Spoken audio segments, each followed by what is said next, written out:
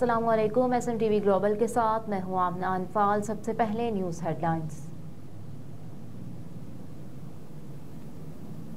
वफाकी काबीना ने सर्कुलेशन के जरिए 2 अहम फैसलों की मंजूरी दे दी। जराये के मुताबिक वफाकी काबीना ने इंडोनेशिया की बातक एयरलाइन को पाकिस्तान के लिए एयर सर्विस शुरू करने की मंजूरी दे दी।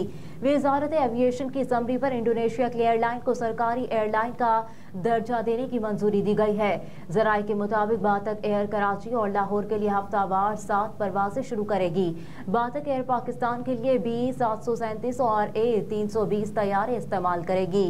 वफाकी काबीना ने सेक्रेटरी तकफीफ गुरबत यूसुफ खान को MD बैतुल माल तैनात करने की भी मंजूरी दे दी। वफाकी काबीना ने आमिर फिदा पराचा को 1 जनवरी को ओहदे से हटाया था। MD ना होने से बैतुल माल के माली और इंतजामी मंसूबे मुतासर हो रहे थे। यूसुफ खान मुस्तकिल MD की तैनाती तक खिदमात सर अंजाम देंगे।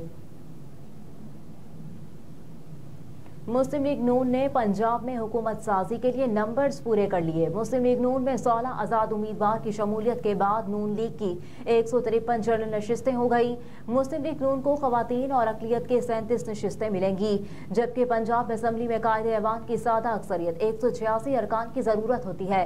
इलेक्शन के बाद कई आज़ाद उम्मीदवारों ने नून लीग में शमूलियत का ऐलान किया। गुज़िश्ता रोज आज़ाद कामयाब होने वाले पंजाब असम्बली के 4 मजीद अरकान ने मुस्लिम लीग नून में शमूलियत का ऐलान किया था। चारों नौमुंतखब अरकान की नामजद वज़ीर आज़म और पाकिस्तान मुस्लिम लीग नून के सदर शहबाज शरीफ से मुलाकात हुई। मुलाकात में PP 132 से सुल्तान बाजवा, PP 288 से हनीफ पताफी, PP 289 से महमूद कादिर खान और PP 94 तैमूर लाली मुस्लिम लीग नून में शामिल हो गए। सिंध हाई कोर्ट के सीनियर तरीन जज justice Nadeem Akhtar retire. Justice Nadeem Akhtar के रिटायर्ड होने के बाद सिंध हाई कोर्ट में जजेस की तादाद 32 रह गई। 8 बरस से हाई कोर्ट में 8 जजों की आसामियां खाली हैं। सिंध हाई कोर्ट में 6 जजेस एडिशनल जज के तौर पर काम कर रहे हैं। जुडिशल कॉम्प्लेक्स तोड़ फोड़ केस परवेज इलाही के जुडिशल रिमांड में तोसी। इंसदादी दहशतगर्दी अदालत इस्लामाबाद के जज अबुल हसनात मोहम्मद जुल्करनैन की अदम दस्तयाबी की वजह से केस की समाअत ड्यूटी जज शाहरुख अर्जुमंद ने की।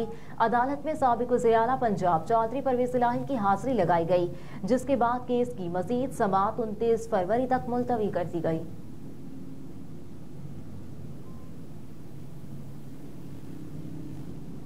तहरीके इंसाफ ने उमर अयूब को वजारत उस्मा के लिए नामजद कर दिया। PTI और साबिक स्पीकर कौमी असम्बली असद कैसर ने अडियाला जेल के बाहर मीडिया से गुफ्तगू करते हुए कहा कि वजारत उस्मा के लिए उमर अयूब हमारे उम्मीदवार होंगे, जबकि आकिब खान खैबर पख्तूनख्वा असम्बली के स्पीकर होंगे।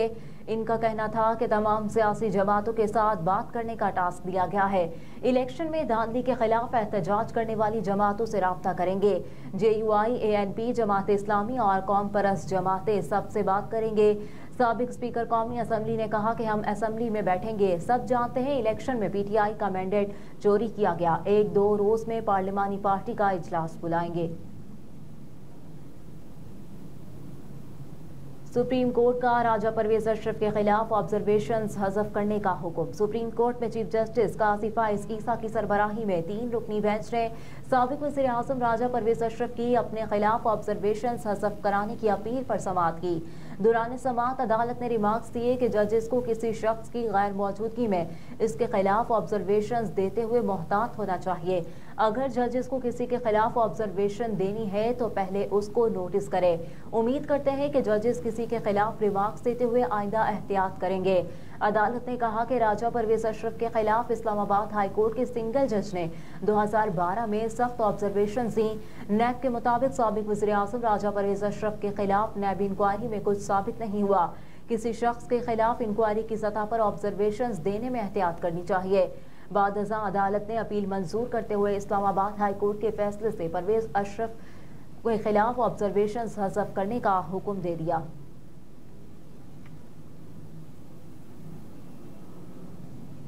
तर्जुमान दफ्तर खारजा मुमताज ज़हरा बलोच ने कहा कि इलेक्शन से मुतालिक गैर मुल्की नसीहतों की ज़रूरत नहीं। तर्जुमान दफ्तर खारजा मुमताज ज़हरा बलोच ने सहाफ़ियों को हफ्तावार ब्रीफिंग देते हुए कहा कि दफ्तर खारजा की जानिब से पहले ही इलेक्शन के हवाले से बयान जारी हो चुका।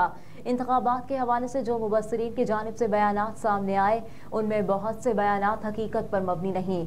मजीद बताया कि पाकिस्तान एक जमहूरी मुल्क है जहाँ अवाम को इजहार राय की आज़ादी है। ये पाकिस्तान के अवाम का हक है कि वो अपनी राय का आज़ादाना इस्तेमाल कर सकें। पाकिस्तान में इंतखाबी अमल अंदरूनी खुद मुख्तारी का मामला है।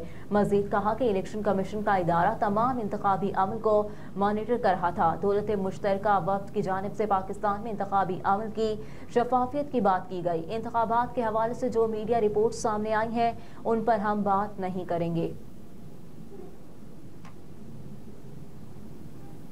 हुकूमत साजी का मिशन नून लीग और पीपल्स पार्टी का मुश्तरका इजलास सेनेटर इसहाक डार की रिहाइश गाह पर हो रहा है। दोनों तरफ से सीनियर रहनुमा इजलास में मौजूद। इजलास में हुकूमत साजी के हवाले से पावर शेयरिंग फार्मूले पर बातचीत। पीपल्स पार्टी ने अपनी शराइत से नून लीग को आगाह कर दिया। इजलास में स्पीकर, डिप्टी स्पीकर, सेनेट इंतखाबात, सदारती इंतखाबात समेत दीगर उमूर पर गौर हो रहा है। मुस्लिम लीग नून की तरफ से नामजद वज़ीर आज़म शहबाज शरीफ के अलावा काबीना के बाद अरकान भी ज़ेरे बहस आएंगे। ख्वाजा आसिफ, मरियम औरंगजेब, एहसन इकबाल, अमीर मकाम और इसहाक डार समेत दीगर के नाम ज़ेरे गौर। पीपल्स पार्टी की जानिब से यूसुफ रजा गिलानी, खुर्शीद शाह, राजा परवेज अशरफ, नफीसा शाह और सेनेटर शरी रहमान के नाम भी ज़ेरे गौर। MQM, BAP, मुस्लिम लीग काफ और IPP को भी काबीना में शामिल किया जाएगा। MQM भी आईनी ओहदों में दिलचस्पी रखती है।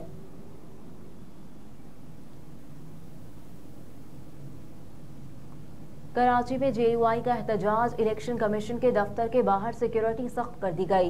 इंतखाबात में मुबैना धांधली को लेकर JUI इलेक्शन कमीशन मुख्तलिफ शहरों में सरापा एहतजाज है। JUI ने इलेक्शन कमीशन सिंध के बाहर भी एहतजाज किया। इस मौके पर मौलाना अमीनुल्लाह ने कहा कि हमें लोगों ने वोट दिया, जो मेरे हल्के से जीता है उसके फॉर्म 45 के मुताबिक वोट 1172 हैं, लेकिन उसको जितवा दिया गया।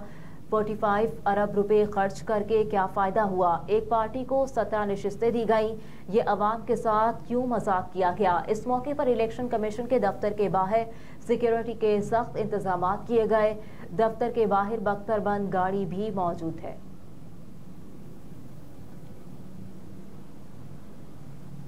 और लाहौर के गैर मुल्की कलंदर्स की आमद का सिलसिला शुरू। जनूबी अफ्रीका से ताल्लुक़ रखने वाले जारा मिजाज बैटर रसी वैन डर्स्टन लाहौर पहुंच गए, जबकि नेमिया के ऑलराउंडर डेविड वेसा ने भी लाहौर कलंदर्स को ज्वाइन कर लिया। दूसरी जानिब लाहौर कलंदर्स की टीम आज LCCA ग्राउंड में ट्रेनिंग सेशन करेगी। इसके अलावा Pakistan super league franchise Lahore Qalandars के खिलाड़ियों ने तीसरी बार चैंपियन का टाइटल जीतने के अज़्म का इजहार किया है। हेडलाइंस आप जान चुके। न्यूज़ स्टूडियो से फिल वक्त इतना ही। आप देखते रहिए SMTV ग्लोबल।